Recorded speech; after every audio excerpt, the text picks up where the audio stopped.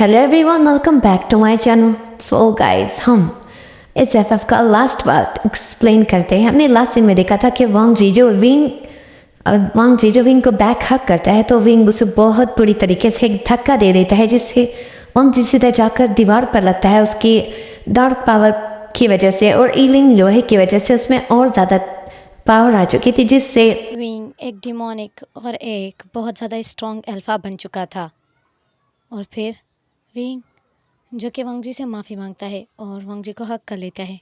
वांग जी को हक करते ही विंग जिसे वांग जी के ओमेगा फेरोमोन्स फील होने लगते हैं, और वांग जी के ओमेगा फेरोमोन्स को फील करते ही विंग जो एक अल्फा है वो अपना कंट्रोल खोने लगता है। वो अपनी इनोसेंट ओमेगा वाइफ की नेक को बहुत ज़्यादा स्मेल करने लगता है, जिससे वांग जी के फेरोमोन्स जो कि विंग को और भी ज़्यादा आ रहे थे। तो वांग जी के फेरोमोन से विंग जो कि पागलों जैसा रिएक्ट करने लगता है, और वांग जी जो देख रहा था, वांग जी कहता है विंग क्या कर रहे हो, लेकिन वांग जी जो कि समझ जाता है। जब विंग की वो आइज़ देखता है वो बिल्कुल डार्क रेड हो गई थी, और फिर वांग जी जो थोड़ा डर जाता है, और विवो जो कि वांग जी के हनफू के लेयर को खोलने लगता है, और हनफू के लेयर को खोलते ही उसके ब्रेस्ट से हटाते हुए उसकी बॉडी को सक और लिक करने लगता है, और बहुत ही ज़्यादा पैशनेटली सक कर रहा था, जिससे विंग को देखते हुए वांग जी कहता है विंग विंग एक मिनट। लेकिन वांग जी जो कि बिल्कुल भी विंग को कंट्रोल नहीं कर पा रहा था। वांग जी कहता है विंग रूम का गेट ओपन है, कोई भी आ सकता है, सर्वेंट्स आ सकते हैं। और लेकिन वांग जी जो ऐसे कह रहा है, लेकिन विंग उसकी बिल्कुल भी नहीं सुन रहा। वांग जी जो कि विंग को थोड़ा सा अपने आप से दूर करने की कोशिश करता है, तो विंग जो गुस्से में आ जाता है। एक अल्फ़ा जब अपनी रट में आ जाए तो उसे अलग करना बहुत मुश्किल है, वांग जी ये जानता था। फिर वांग जी विंग की गोद में आते हुए विंग के गालों पे हाथों को सहलाते हुए उसके लिप्स पे किस करता है, और फिर जैसे ही वो सॉफ्टली किस कर रहा था, तो यहाँ विंग जो कि सक करने लग जाता है उसके लिप्स को बहुत ही ज़्यादा रफली हार्शली, और मानो कि वो विंग के लिप्स को खा जाए, जैसे कि मानो विंग वांग जी के लिप्स को खाना चाहता हो। और फिर वांग जी जो पेन में होता है और बिल्कुल भी बर्दाश्त नहीं कर पा रहा था विंग का इतना रूड होना उसके साथ। अब वांग जी जो अपने लिप्स को जब दूर करने लगता है, तो सडनली ही वांग जी के लिप्स पे विंग जो बाइट करता है, और बाइट करके अपनी तरफ खींच लेता है, जिससे विंग दर्द में होता है। वांग जी दर्द में होता है, और विंग जो कि फिर से विंग के लिप्स पे बाइट करने लगता है, तो वांग जी जो उसके लिप्स वो किस करने लगता है, ताकि वांग जी ये सोचता है कि विंग शांत हो जाए। अब वांग जी जो कि दर्द बर्दाश्त करते करते काफ़ी देर तक विंग को अपने ऊपर सहम करता है, सहता है। कुछ देर बाद विवो शान जो अपने हनवो को उतारने लगता है, तो वांग जी ये देख रहा था, और वांग जी ये देख सक रहा था कि इस दफ़ा विवो शान उससे ज़्यादा कठोर है। तो विवो शान जो कि बहुत ज़्यादा कठोर हो रहा था वांग जी के साथ, अब वो वाइफ की लोअर हनवो को भी हटाने लगता है। उसकी बॉडी पे जो भी था उसको पूरी तरीके से हटा देता है। वाइफ को नेकेड देखकर वो एक डेवल स्माइल देता है। वाइफ जो शाय फील करते हुए यहाँ वहाँ देखने लगती है, और वाइफ अनकंफर्टेबल हो रही थी। वांग जी अनकंफर्टेबल होते हुए कहते हैं विंग ऐसे मत देखो। वांग जी जो अपने अल्फ़ा का ये रूप पहली दफ़ा देख रहा है, और फिर विंग जो उसके साथ इंटीमेट होना स्टार्ट करता है, वो पहले से ही कठोर और रफ था। उसने वाइफ के आंसू को नहीं देखा और आगे बढ़ता गया, जिससे वांग जी जो चिल्लाने और धीरे धीरे से रोने लगा, क्योंकि वांग जी को पता था जैसे कि विंग की आइज़ का रेड बहुत ज़्यादा कलर हो रहा था। और कुछ देर बाद ही वांग जी जब विंग को शांत करने की कोशिश कर रहा था या उसे दूर करने की कोशिश, तो विंग के यहाँ वहाँ से ब्लैक ब्लैक बहुत सारा धुआं उठ रहा था, जो उसकी ब्लैक पावर थी। वांग जी कहता है विंग बस, और नहीं सह सकती मैं अब। उसकी वाइफ जो दर्द में टूट रही थी, वांग जी की बॉडी पूरी दर्द में टूट गई थी, और वांग जी कहता है विंग बस कर दो, बस करो, मेरे लोअर पार्ट से ब्लीडिंग हो गई है अब। लेकिन वांग जी की ये बातें सुनकर विंग उसे पूरी तरीके से इग्नोर कर देता है, और बिल्कुल भी फोकस नहीं कर रहा था। अब वांग जी ने उसके चेस्ट पे ज़ोर से हिट किया, बहुत ज़ोर से, और कहा, बेरहम बन रहे हो, हट जाओ, कितनी तकलीफ़ दे रहे हो तुम मुझे अब। तुम ये सब हो रहा है तुम्हारी डिमोनिक पावर की वजह से, छोड़ो। लेकिन इस अब वांग जी, जिसने बहुत बड़ी गलती कर दी थी, अपने अल्फ़ा के चेस्ट पे ज़ोर से मारकर, उसका अल्फ़ा जो उसको ऐसे देख रहा था मानो कि उसका अल्फ़ा उसके मार ही डालेगा। तो विंग जब ऐसे देखता है वांग जी को बहुत ही ज़्यादा गुस्से में, और उसकी आई कॉर्निया का कलर बहुत रेड हो गया था। तो वांग जी कहते हैं, विंग बस मैंने ऐसे ही कर दिया, मुझे माफ़ कर दो, मैंने तुम्हें मारा नहीं। और और तुम प्लीज़ प्लीज़ प्लीज़ शांत हो जाओ, मेरी बॉडी और नहीं सह पा रही, मेरी पूरी बॉडी का बहुत बुरा हाल कर दिया है तुमने। तुम्हारे पूरे बाइट सक करने की वजह से मेरी बॉडी रेड पड़ गई है। और विवशान जो अभी भी अलग नहीं हुआ है, उसने पूरे 4-5 राउंड कर लिए थे, इसके बाद भी वो अपनी ओमेगा वाइफ से अलग बिल्कुल नहीं हो रहा था। अब वांग जी जो कि थक गया, और उसे पता था मेरे बोलने से कुछ नहीं होने वाला, जब तक कि डिमोनिक अल्फ़ा खुद शांत नहीं होता। मैं चाहे जितनी भी रिक्वेस्ट कर लूँ, ये अल्फ़ा नहीं मानेगा।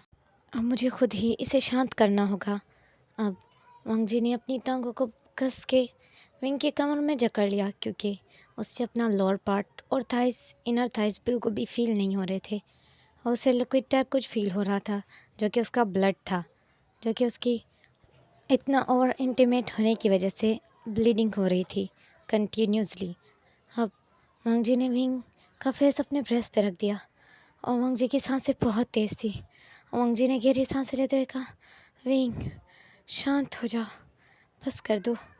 लेकिन विंग जो बिल्कुल भी शांत नहीं हो रहा, और विंग जो कि अपनी ओमेगा वाइफ को बहुत रफली पुश किए जा रहा था, उसके एक एक पुश में वांग जी की चीख और दर्द की आवाज़ अलग निकलती थी, और वांग जी जिसमें एक मौन नहीं कर रहा था, दर्द की आवाज़ निकाल रहा था, और उसके आंसू निकल कर गिर रहे थे। उसके आंसू जो कि बहुत ब्यूटीफुल फिसल के उसके गालों से सरक रहे थे। और वांग जी ने विंग को कस गले लगा लिया, और विंग को वो करने दिया।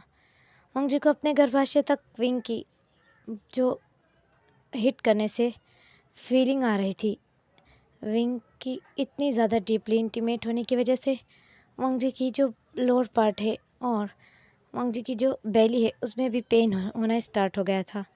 अब फाइनली वांग जी एक गहरी सांस लेता है, क्योंकि उसे लगा था कि विंग रुक गया है, लेकिन ये उसका बैड लक था, विंग बिल्कुल भी नहीं रुकने वाला था। अब विंग शांत होकर कुछ देर वांग जी के ब्रेस्ट पर ही फेस रख कर गहरी गहरी सांसें लेने लगा। वांग जी ने कहा, विंग आज तुमने मेरे साथ बहुत बुरा किया, मेरी बॉडी, मैं चल नहीं पाऊँगा।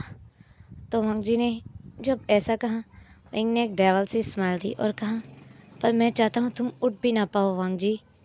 तो वांग जी उसकी तरफ शॉकिंगली देखने लगा कि ये उसका अल्फ़ा क्या बोल रहा है। वांग जी ने कहा, तुम ऐसा कैसे कर सकते हो, भूल जाओ कि क्या तुम, कि हमारे बेबीज़ हैं, वो भी 3, एक नहीं। तुमने मुझे एक साथ 3 बच्चों से प्रेग्नेंट किया था, अब उन्हें भी तो संभालना होगा ना मुझे। अगर मैं उठ नहीं पाऊँगा तो उसे उन्हें फ़ीड करवाना होता है, उन्हें चेंज करवाना होता है, उनकी केयर कौन करेगा। वांग जी ने डेविल स्माइल की और फिर से करने लगा। वांग जी की विंग ने डेविल स्माइल की और फिर से करने लगा। वांग जी ने अब थक कर खुद को ढीला छोड़ दिया, और बस एक गहरी सांस ली और कहा, आज तो मुझे मार डालोगे। वांग जी ने एक डेविल स्माइल की और कहा, तुम सच में एक डेविल अल्फ़ा हो। विवो श्यान ने स्माइल की और वांग जी के नेक में फेस छुपा लिया। अब वांग जी की आइज़ जो धीरे धीरे क्लोज हो गई थी। वांग जी बहुत थक चुका था, उसे नींद आ गई। फाइनली विंग ने खुद को अलग किया और अपनी वाइफ के लोअर पार्ट की तरफ देखा, जो बहुत ज़्यादा डैमेज हो चुका था, जिसमें से ब्लीडिंग बहुत ज़्यादा हो रही थी। अब विंग ने देखा और विंग अपने होश में आया, और विंग ने ये देखा कि मैंने अपनी वाइफ को इतना ज़्यादा चोट पहुंचाया। तो वाइफ जो अब नींद में है, अब वांग जी जो कि देखता है, वांग जी की आँख खुल जाती है और वो देखता है कि विंग है ही नहीं। अब विंग की वो यहाँ वहाँ जांच करने लगा, उसे विंग नहीं दिखा। उसे कमर में बहुत तकलीफ़ हो रही थी, क्योंकि जो उसके हस्बैंड ने किया उसके साथ, तो उसके बाद तो उसकी कमर टूट ही गई थी। अब उसने अपनी कमर पे हाथ रखा और उठने की कोशिश की, लेकिन उसके मुंह से दर्द की चीख निकल आई। वो उठ नहीं पा रहा था। तो फिर विंग को आवाज़ देते हुए वांग जी ने कहा, विंग कहाँ हो तुम? प्लीज़ मेरी मदद कर दो, मुझसे उठा नहीं जा रहा, मुझे वॉशरूम जाना है विंग। लेकिन विंग उसे यहाँ वहाँ नहीं दिखा और कुछ देर बाद बच्चे भी रोने लगे। वांग जी ने बहुत ही मुश्किल से हिम्मत की, खुद के ऊपर से ब्लैंकेट हटाया और देखा उसकी इनर थाइस के ऊपर ब्लड थोड़ा बहुत सूख चुका था। वांग जी को ये देखकर थोड़ा सा अपसेट फील हुआ और वांग जी ने एक गहरी सांस ली और उठने की कोशिश की। बेड से जैसे ही उसने कदम नीचे किए तो उसकी चीख निकल गई। वांग जी की दर्द की आवाज़ मुंह से निकलने के बाद वांग जी का फोकस फिर भी बच्चों के रोने पर था। अब वांग जी ने बहुत ही ज़्यादा मुश्किल से खुद को खड़ा किया और कदम चलते चलते उसकी बॉडी से लिक्विड गिरने लगा। अब वांग जी ये देखकर बहुत शौक था कि उसकी बॉडी से लिक्विड रिलीज़ हो रहा है जब भी वो एक कदम चलता। तो फिर वांग जी एक गहरी सांस लेता है और बच्चों के पास पहुंच जाता है। बच्चों का रूम और उसका रूम बहुत करीब था। उसने खुद पर हनफू किया हुआ था।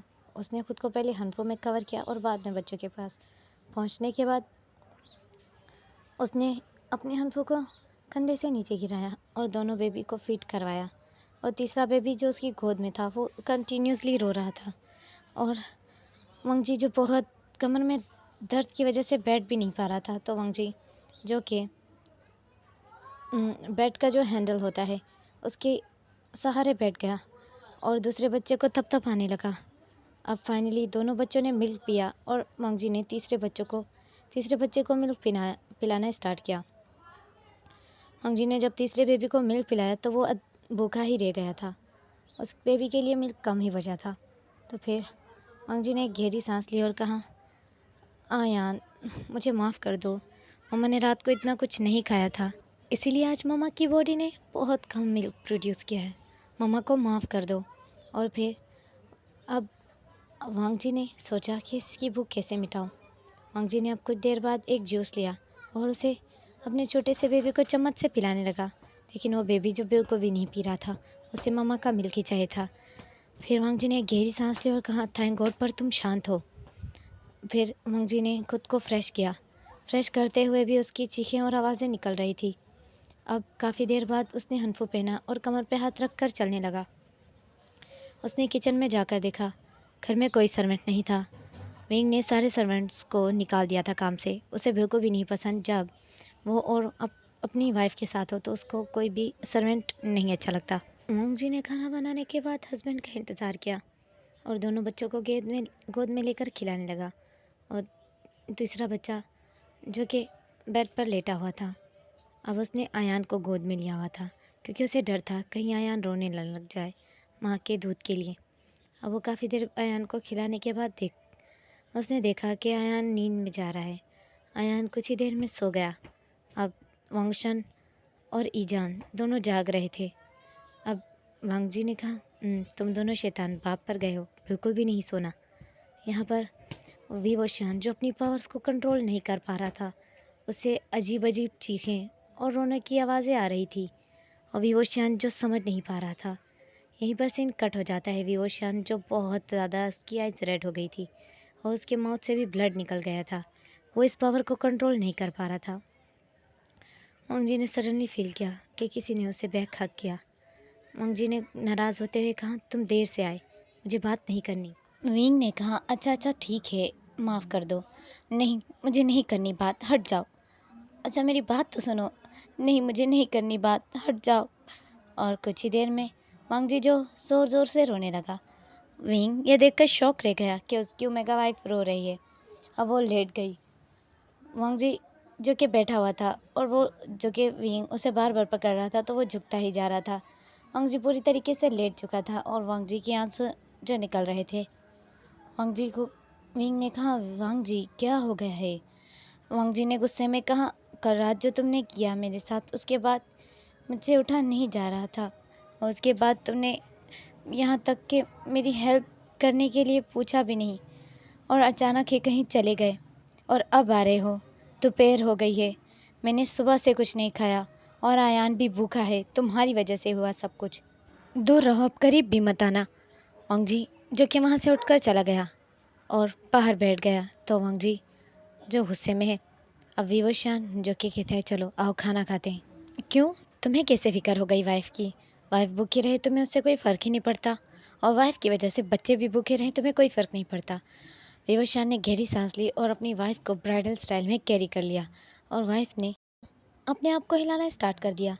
अब फाइनली विंग उसे बेड पर लेटाता है और कहता है रुको मैं खाना लेकर आता हूँ, और अपने हाथों से वांग जी को खिलाता है। और वांग जी के जो आंसू भी गिर रहे थे और वांग जी खाना भी खा रहा था। अब विंग आयान को उठा लेता है और कहता है लो दूध पिलाओ इसे, भूखा है ये। विंग ने जब ऐसे कहा तो वांग जी ने गुस्सा किया और कहा तुम्हारी वजह से विंग, तुम्हारी वजह से भूखा है। तो विंग ने कहा मैंने कब कहा कि तुम्हारी वजह से? दो दूध दो इसे। और वांग जी ने अपने ब्रेस्ट से कपड़ा हटा लिया और आयान को मिल्क फीड करवाना स्टार्ट किया। अब विंग जो कि बेशर्मों की तरह वाइफ के ब्रेस्ट को देखे ही जा रहा था। वांग जी ने अपने एक ब्रेस्ट को कवर करते हुए कहा विंग क्या देख रहे हो, तुम बेशर्म हो। विंग ने कहा मेरी वाइफ का ब्रेस्ट है, अगर मैंने देख लिया तो कोई प्रॉब्लम नहीं। विंग ने कहा अच्छा इसे गोद में लो और इसे दूध दो, मैं आता हूँ। विंग कहाँ जा रहे हो तुम? वांग जी ने क्वेश्चन किया। मुझे एक काम है, मैं आता हूँ। वांग जी ने कहा विंग मुझे पता है तुम इन लोहे को कंट्रोल करने की कोशिश कर रहे हो, मुझे लगता है कि तुम उसे छोड़ देना चाहिए, और वैसे भी मुझे नहीं लगता कि इन लोहा हमारे लिए या हमारी फैमिली के लिए अच्छा होगा, छोड़ दो ना। तुम क्यों उसके लिए इतना इंटरेस्टेड हो रहे हो? वांग जी मैंने तुमसे नहीं पूछा कि मुझे क्या करना चाहिए और क्या नहीं, तुम मेरी वाइफ हो, वाइफ बनकर रहो। और ऐसे कहने के बाद वांग जी के ऊपर विंग ने गुस्सा कर दिया। वांग जी के ऊपर विंग ने फर्स्ट टाइम गुस्सा किया है इतने दिनों के बाद। तो वांग जी भी चुप हो जाता है और कुछ नहीं कहता और चुपचाप बेबी को मिल्क फीड कराता रहता है। और यहाँ विंग जो कि इन लोहे को फिर से कंट्रोल करने की कोशिश करता है, जिसमें उसे बहुत ज़्यादा अपने मंत्र पढ़ने पड़ते हैं, लेकिन फिर भी इन लोहा जो बिल्कुल कंट्रोल में नहीं आ रहा था। अब वांग जी जो कि देख लेता है विंग को, और विंग के नोज़ में से ब्लड निकल रहा है। वांग जी जो कि विंग की गोद में आ जाता है सडनली ही। वांग जी जब विंग की गोद में आता है तो देखता है विंग की आंखें बंद थी और विंग जो कि इन लोहे को कंट्रोल करने की कोशिश कर रहा है। वांग जी ने ब्लीडिंग होते हुए हस्बैंड के नोज़ को देखा, उसको वाइप करते हुए कहा विंग ये तुम्हें दर्द दे रहा है। विंग ने आंखें खोली और एक गहरी सांस लेते हुए वाइफ के ब्रेस्ट पे फेस रख दिया और गहरी गहरी सांसें लेने लगा और कहा मुझसे हो जाएगा, मुझे यकीन है। विंग तुम्हें तुम्हें यकीन है, लेकिन मुझे डर है कहीं ये इन लोहा तुम पर। चुप रहो।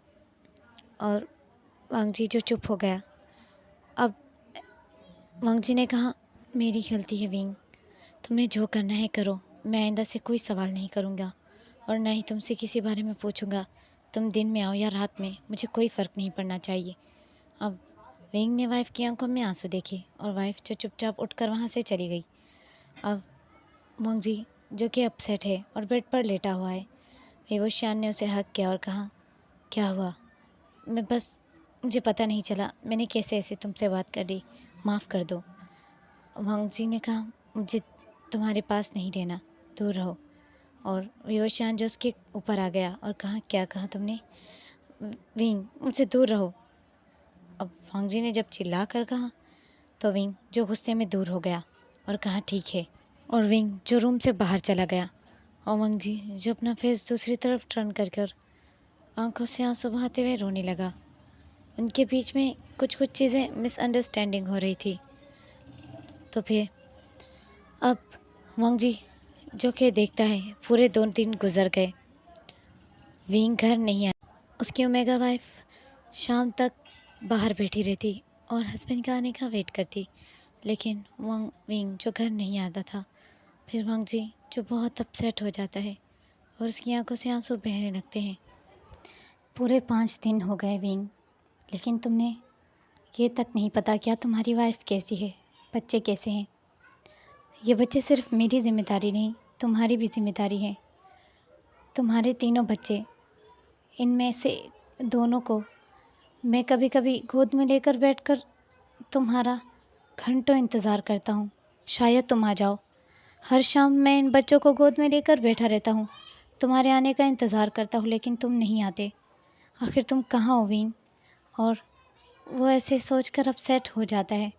और फिर आयान को वो गोद में लेकर बैठा हुआ था, अब दो बच्चे जो सो रहे थे। उसने फिर से हस्बैंड का घंटों इंतज़ार किया, लेकिन हस्बैंड का कोई पता नहीं चला, ना ही वो आया। रात बीत गई, अंधेरा होने लगा। अब फाइनली फंगजी कमरे में बढ़ने लगा।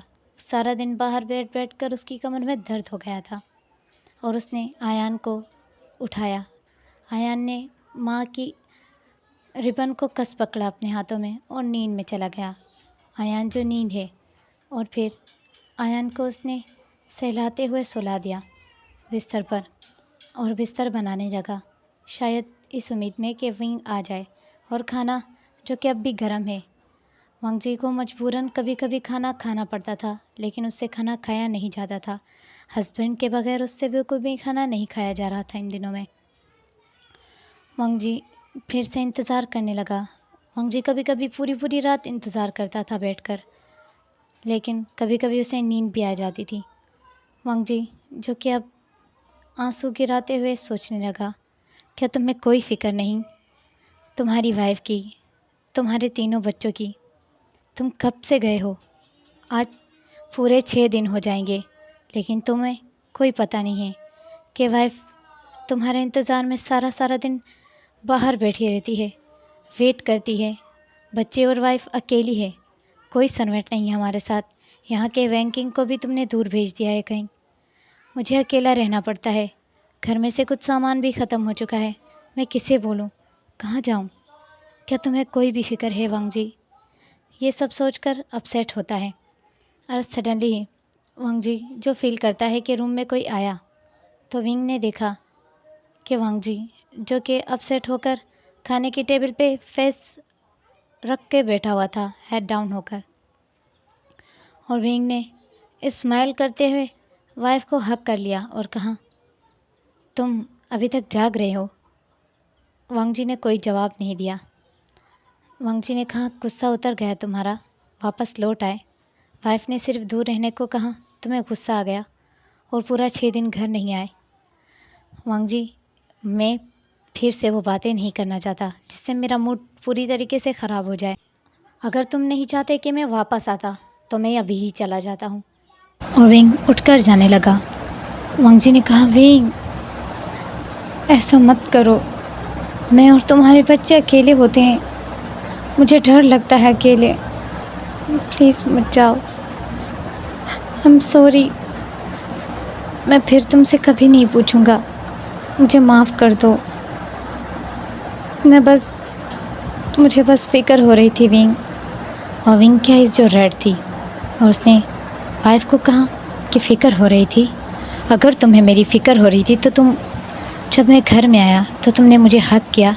नहीं, तुमने हग नहीं किया, ना ही तुमने मुझसे पूछा कि मैं कैसा महसूस कर रहा हूँ। तुम्हें सिर्फ अपनी ही फ़िक्र है।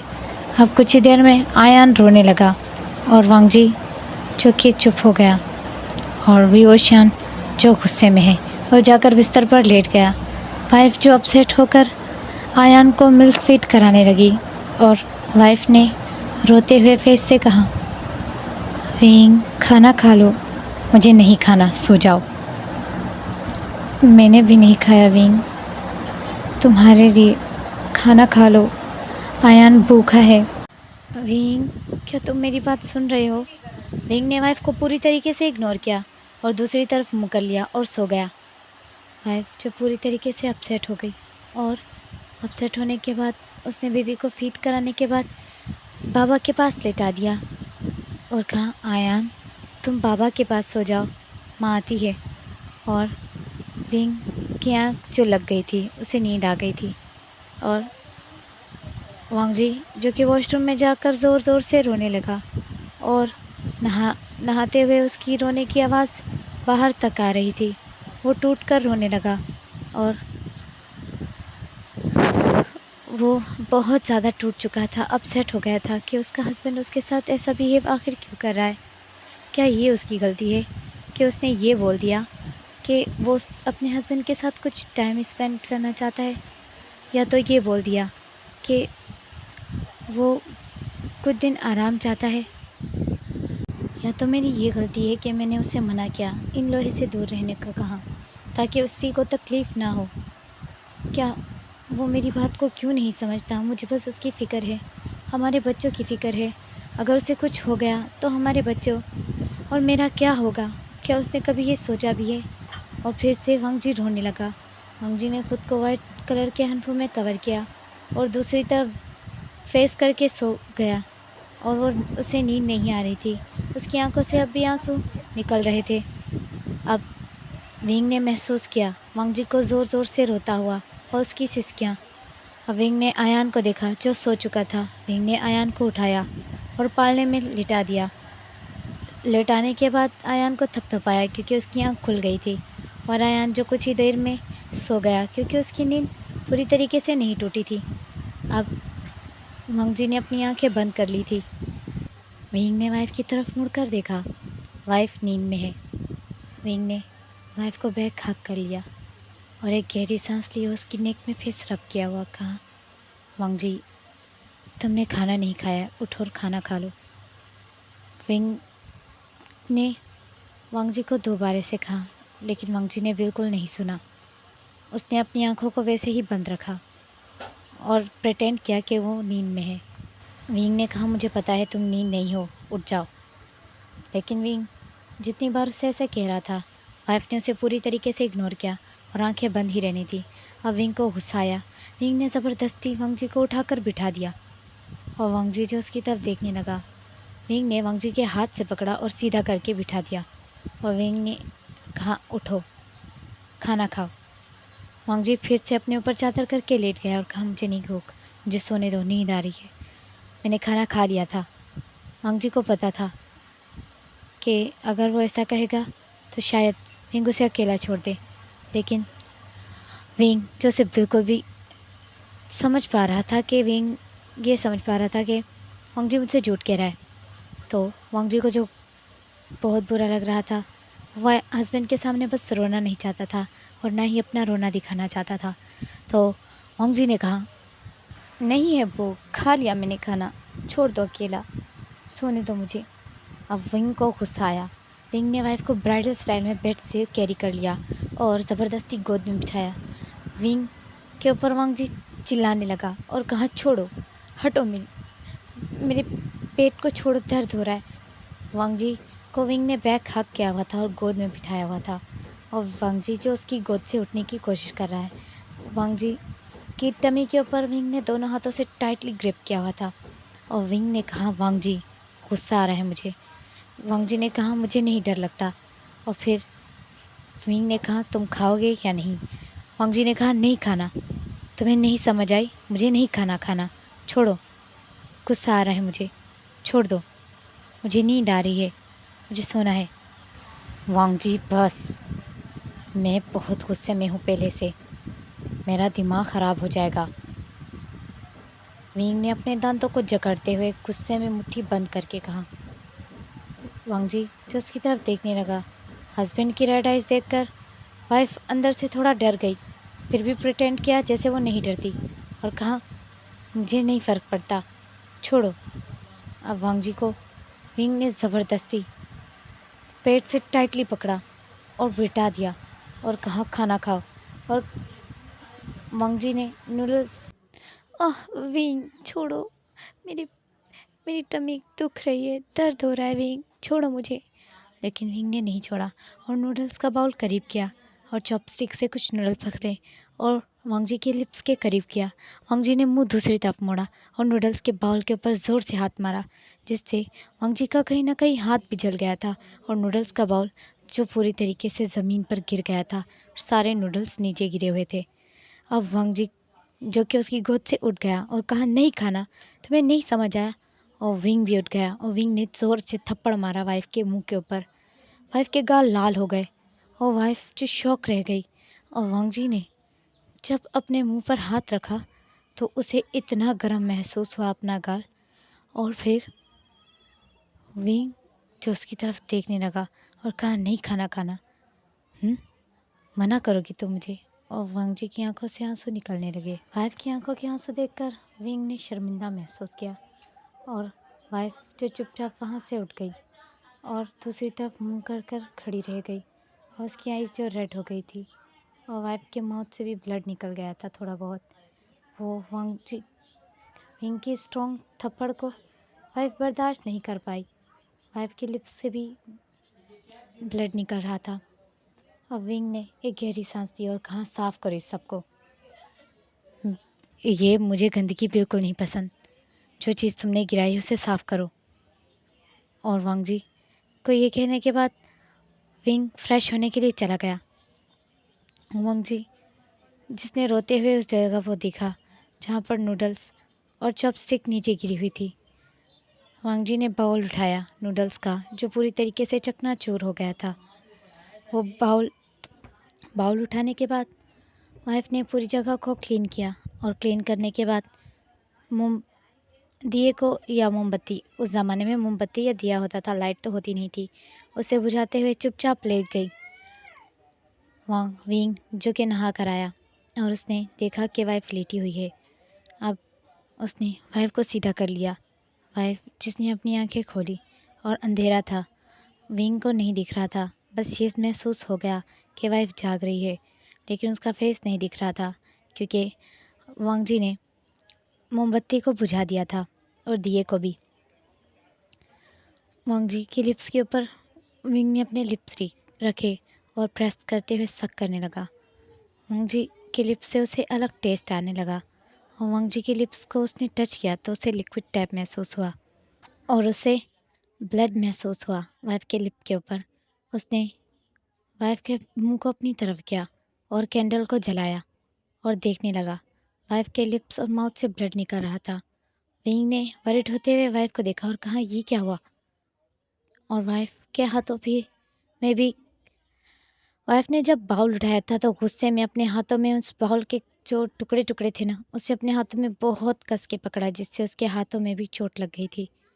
वांग जी ने मुंह दूसरी तरफ किया और कहा, नींद आ रही है, मुझे सोना है। वांग जी, ये क्या किया तुमने? तुम्हारे हाथों में ये चोट कहाँ से आई? और ये तुम्हारे मुंह पे क्या हुआ? और फिर वांग जी ने कहा, क्या तुम भूल गए तुमने थप्पड़ मारा? बेहोशियान को यकीन नहीं आया कि उसके एक थप्पड़ से इतना ज़्यादा वाइफ के माउथ से ब्लड निकल आया। तो विवोशान की जो डार्क पावर है, इन लोहे और डार्क पावर को कंट्रोल करते करते वो बहुत ओवर स्ट्रॉन्ग हो रहा था। उसे नहीं पता था उसके पास। उसने वाइफ के हाथों में से अभी भी कुछ कांच के टुकड़े महसूस किए।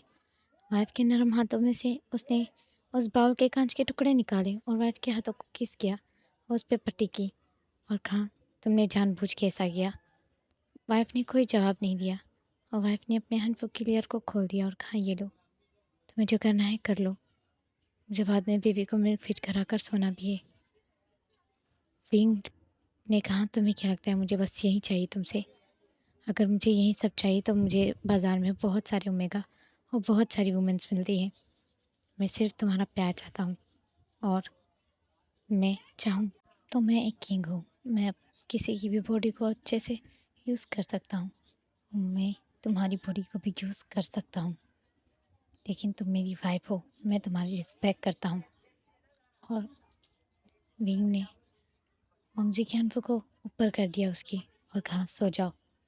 और वांग जी जो दूसरी तरफ मुँह करके सो गया और कुछ देर बाद वांगशन उठ गया और वांगशन को फीड करवाया और फिर से सो गया और उसकी बिल्कुल नींद नहीं लग रही थी। अब कुछ देर बाद वांगशन सोने के बाद ईजान उठ गया। अब ईजान रोने लगा। विंग देख रहा था कि उसकी इनोसेंट मेगा वाइफ जो पूरी रात सो नहीं पाती, बच्चों को हर वक्त उसका ध्यान रखना, उन्हें मिल्क फीड कराना, इन सब में वाइफ बहुत ज़्यादा थक जाती भी होगी। वांग जी को अब उसे थप्पड़ मार के बहुत बुरा फील हो रहा था। अपनी वाइफ को उसने खाना भी नहीं खिलाया। अब विंग उठ गया। वांग जी ने देखा विंग उठकर कहीं जा रहा है, लेकिन उसने नज़र हस्बैंड की तरफ की तो वो किचन की तरफ जा रहा था। तो वो चुपचाप वहीं बैठी रही, आए ईजान को फीड कराते हुए। अब वंग जी ने देखा कि विंग ने एक नूडल्स बनाई है, और विंग वो बाउल, जो 2 बाउल थे, वो अब वंग जी की तरफ लेते हुए आया। और वंग जी जो अब भी ईजान को फीड करा रहा है, अपने हनफू को ऊपर उठाकर। इस दफ़ा उसने हनफू कंधे से नीचे नहीं गिराया था, हनफू को बल्कि ऊपर किया था, ब्रेस्ट निकाला हुआ था बस। और बच्चा जो ब्रेस्ट फीड कर रहा था। अब विंग ने कहा, लो खाओ। वंग जी ने कोई जवाब नहीं दिया। विंग ने अब प्यार से वाइफ के गालों में किस किया, लिप्स पे किया और आइस पे किया, और कहा, माफ़ कर दो, मैं गुस्से में रहता हूँ आजकल, पता नहीं क्यों। वो इन लोहा मुझसे कंट्रोल नहीं हो रहा, इसीलिए मैं बहुत परेशान था, और फिर तुमने मुझे गुस्सा दिला दिया वंग जी।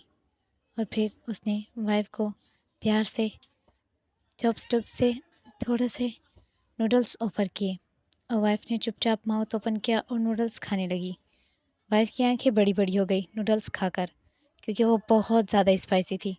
और वाइफ चुप हो गई, कुछ भी नहीं कहा, और चुपचाप खाती रही नूडल्स।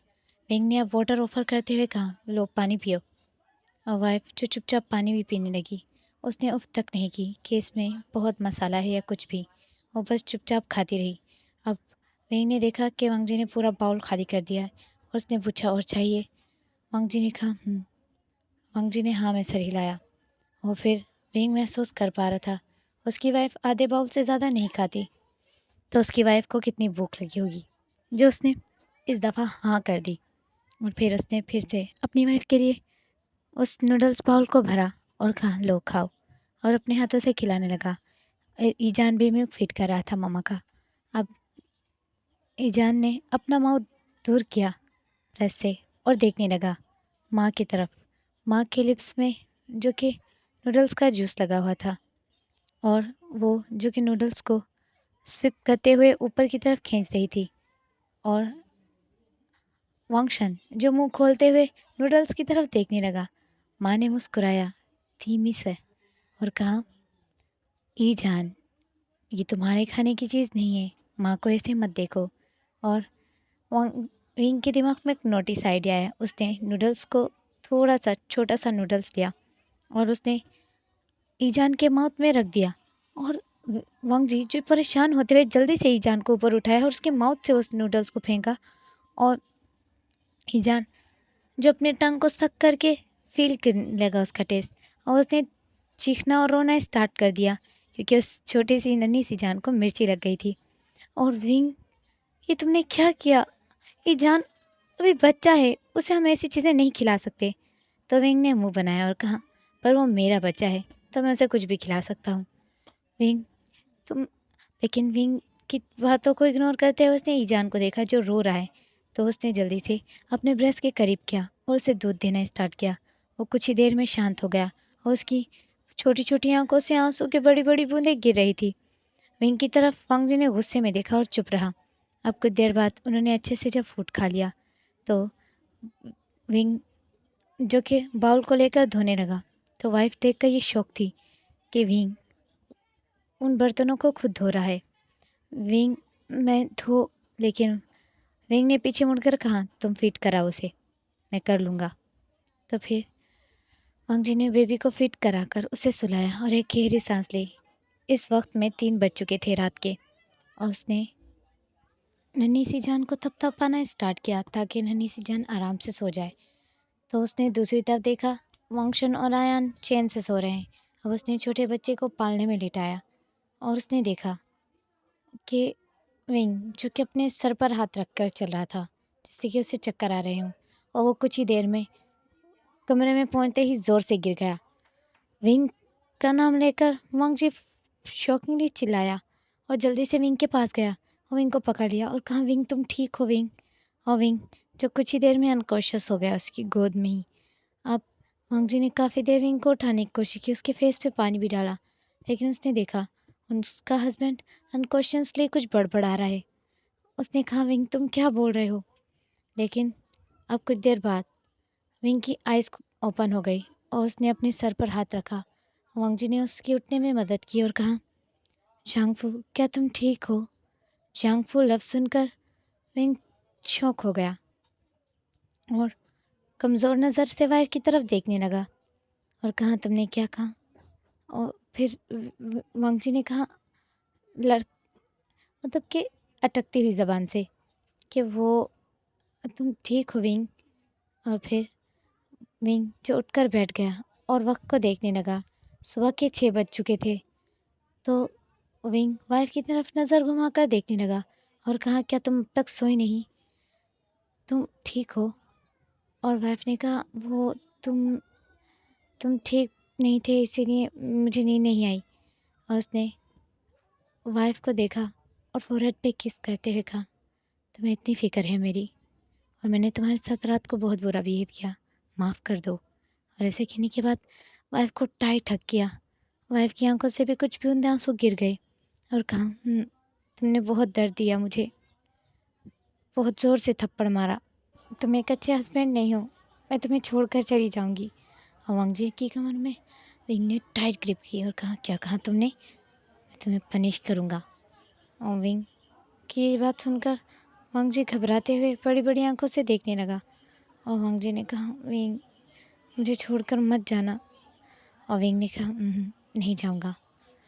मुझे ये लगता है कि इन रोहा मेरे पास वैसे भी है, जब भी चाहूँ मैं इसे कंट्रोल कर सकता हूँ, लेकिन इसके लिए मैं अपनी वाइफ और बच्चों से फोकस दूर कर रहा हूँ। इससे मेरी फैमिली को तकलीफ़ हो रही है, तो ये इन लोहा किसी काम का नहीं। और उसने वाइफ के सामने ही इन लोहे को एक जगह में बंद कर दिया और कहा, अब सिर्फ वाइफ और बच्चों पर फोकस। जब मैं 10-12 बच्चे कर लूँगा, बाद में इन लोहे के बारे में सोचेंगे। आओ बिस्तर पर चलते हैं।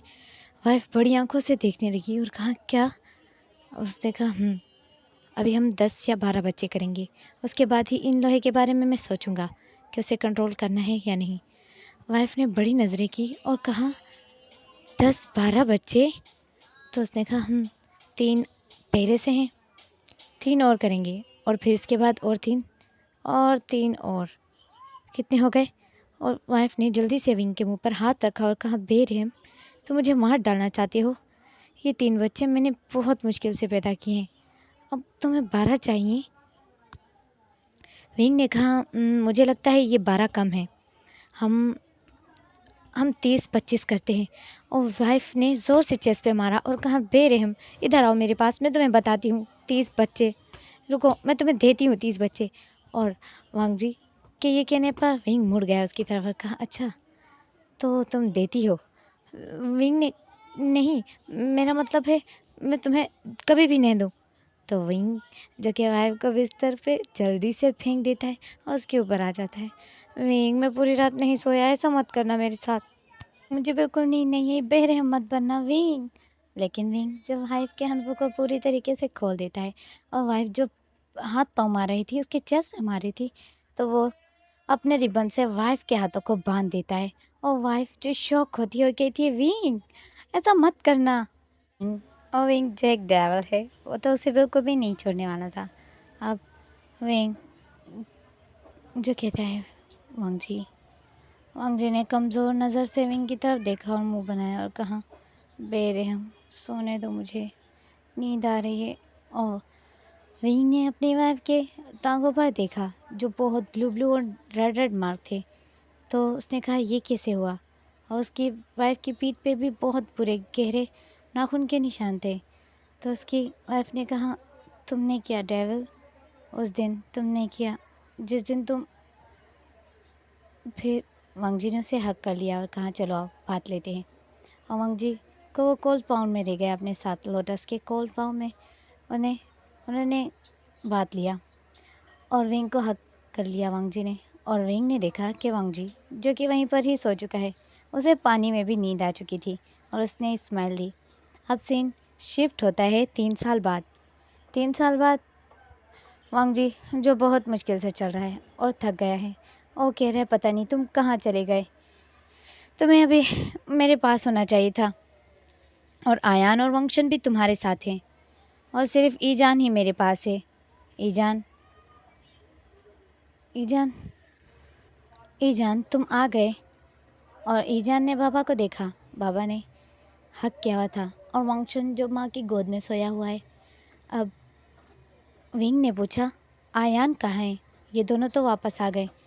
विंग ने कहा, आयान वैंकिंग के पास ही रह गया। वो और वैंकिंग जो खेल रहे थे, तो आयान ने आने की ज़िद कर ली थी, इसीलिए मैंने उसके वैंकिंग के पास छोड़ दिया। पर वो भूखा होगा इस वक्त। नहीं, वो भूखा नहीं है। अगर वो भूखा होता तो आ जाता। अब विंग, मुझे मुझे कुछ बात करनी थी। मुझे लगता है कि ईजान को अब बात करना स्टार्ट करना चाहिए। ये बस माँ की तरफ देखता ही रहता है और कभी माँ भी नहीं बुलाया इसने। आयान और वंशन दोनों बातें करते हैं, लेकिन ये बात नहीं करता। कहीं से कोई प्रॉब्लम तो नहीं है। अब वांगजी ने अपसेट होकर विंग की तरफ देखा। विंग ने उसे बैक हक किया और कहा, परेशान होने की कोई ज़रूरत है? कोई ज़रूरत नहीं है। मैंने इसे काफ़ी लोगों को दिखाया है जिनके पास अच्छी खासी विद्या है, और वो व्यक्ति हैं, और उन्होंने कहा है कि ये माँ की तरह कोल्ड है, इसीलिए इसे बात करना नहीं पसंद। वांगजी ने विंग की तरफ देखा और कहा, क्या? तुमने अभी क्या कहा? विंग ने डेवल स्माइल की और कहा, उस व्यक्ति ने कहा कि ये माँ की तरह कोल्ड है, इसीलिए मुझे लगता है वो व्यक्ति तुम ही थे। तुम्हें मैं देखती हूँ। और वांगजी ने कहा, आह। विंग ने कहा, आराम से चलो, तुम्हारे ये गोलू मोलू सा पेट फट ना जाए। और विंग जो हंस रहा था और वांगजी को जो गुस्सा आ रहा था, और वांगजी उसके पीछे बिल्कुल भी भाग नहीं पा रहा था। और विंग, तुम्हारी वजह से तुम्हें मैं देख लूँगा। और विंग ने कहा, हाँ हाँ, देख लेना। और वांगजी के पास एक रैबिट आया और वांगजी उस रैबिट से खेलने लगा। और अब एक एक ही मिनट में वांगजी थक कर बैठ गया। अब आयान जो कि भागता हुआ आया और वैंकिंग से अपना हाथ छुड़ा लिया और कहा, वो देखो माँ। और माँ के पास जाकर बैठ गया और माँ के गोल अंडे जैसे पेट को ज़ोर ज़ोर से थपथपाने लगा और कहा, ये देखो, माँ का पेट अंडा है। और विंग जो हंसने लगा और वांगजी का मुंह बन गया।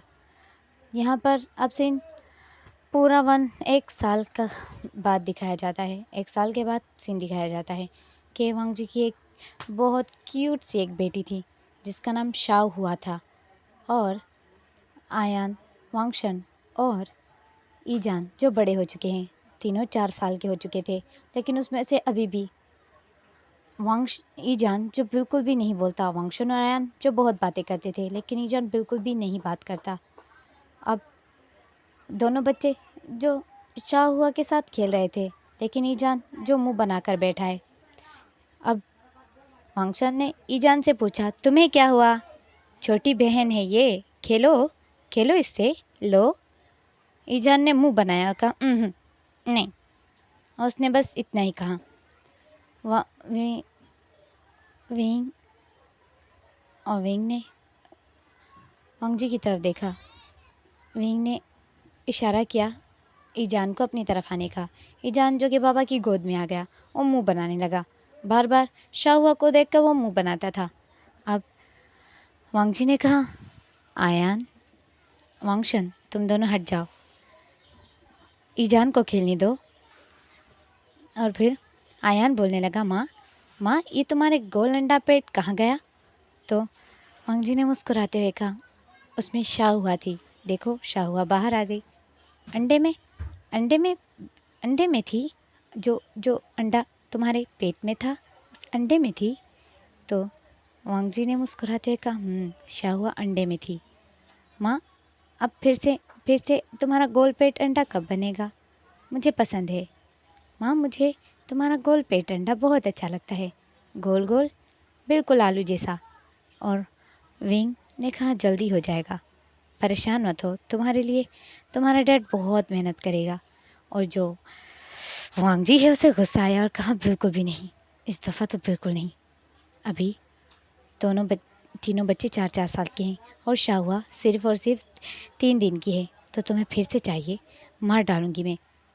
बच्चे जो माँ और बाप की तरफ देखकर हंसने लगे और समझ नहीं पाए कि ये क्या बोल रहे हैं।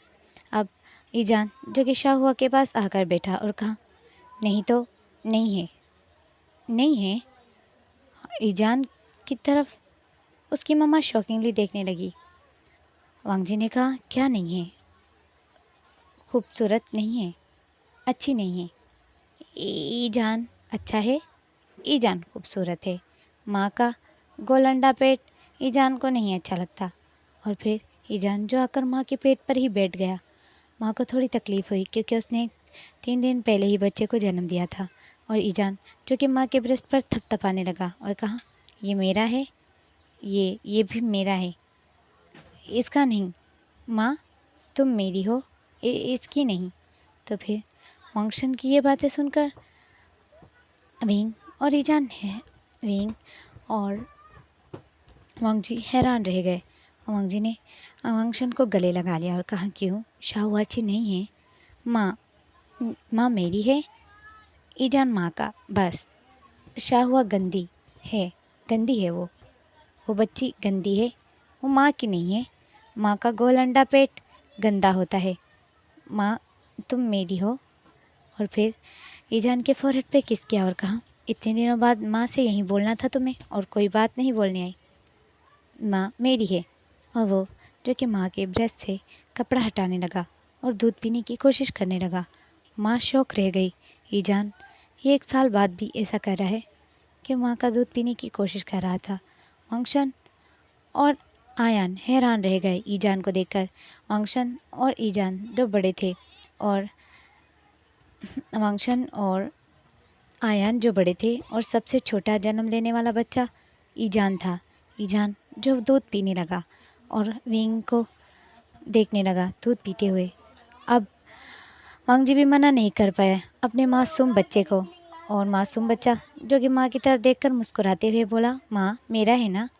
और माँ ने हाँ में सर हिलाया। और कुछ देर में शाहुआ भी रोने लगी और ईजान जो कि मुंह बनाने लगा और कहा, ये बुरी है माँ, ये बुरी है। और फिर वांगजी जो हंसने लगा और कहा, नहीं ऐसा नहीं बोलते, बहन है वो। बहन? माँ बहन क्या होती है? वांगशन ने पूछा। वांगशन की और आयान की बातें सुनकर विंग को जवाब देना मुश्किल हो गया था और वांगजी का भी। वांगजी ने कहा, चलो हम बाहर चलते हैं, आ जाओ। आयान और वांगशन तो चुपचाप उठकर बाबा के साथ चले गए, लेकिन ईजान जो माँ के साथ ही चिपका रहा और बिल्कुल भी दूर नहीं जाने का नाम ले रहा था। वो शाहुआ को देखकर बार बार मुंह बनाता था, टेढ़ा मेढ़ा। और फिर वांगशन जो कुछ ही दिन में शाहुआ के साथ बहुत अच्छे से रहने लग गया था, क्योंकि उसको पता था अगर वो शाहुआ के साथ अच्छा रहेगा तो ही माँ उसकी केयर करेगी। तो फिर यहीं पर ये स्टोरी भी स्टॉप हो जाती है। इनके जो हैप्पी एंडिंग हो जाती है और इनकी लाइफ बहुत अच्छी हो जाती है। शाहुआ भी कुछ सालों में बड़ी हो जाती है और तीनों बहन भाई एक साथ खेल रहे थे। और जो ईजान है वो अब भी माँ को चिपका रहता है और माँ से दूर रहना उसे बिल्कुल भी नहीं पसंद। और वो यहाँ तक के विंग से भी जेलस होता था। सो गाइस, आपको ये स्टोरी कैसी लगी आप लोग कमेंट में ज़रूर बताइएगा। और नेक्स्ट स्टोरी जो है वो मैं कंप्लीट कर दूँगी, the glass box back the mirror. Okay. और आप लोगों ने मुझे जब मैं लाइव आई थी तो बोला था कि आप लोगों को साइको ईजान चाहिए, तो मैं वो भी लाने की कोशिश करूँगी जिसमें विंग साइको हो। अब मुझे आप ये बता दें, उसमें जो आपको ईजान साइको चाहिए, आपको उसमें विंग साइको चाहिए और या तो वांगजी साइको चाहिए, कौन सा साइको मतलब पर्सनैलिटी में चाहिए, टॉप या बॉटम? और आप मुझे ये भी बता दें कि इन दोनों में आप लोगों ने मेरा बहुत वेट किया होगा, लेकिन मैंने आपको लाइव में ही बताया था कि मेरे फ़ोन की बहुत कम चार्ज थी जब मैं लाइव आई थी। ये फ़ोन को किसी ने बहुत बुरी तरीके से फेंका था, जिसकी वजह से इसका जैक टूट गया था। अब मैंने इसको थोड़ा ठीक तो करवा लिया, लेकिन जल्द ही मैं एक न्यू फ़ोन ले लूँगी। Okay guys, bye bye and take care. तो नेक्स्ट एफएफ में जल्दी ही स्टार्ट करूँगी the glass box back the mirror को ख़त्म करते ही।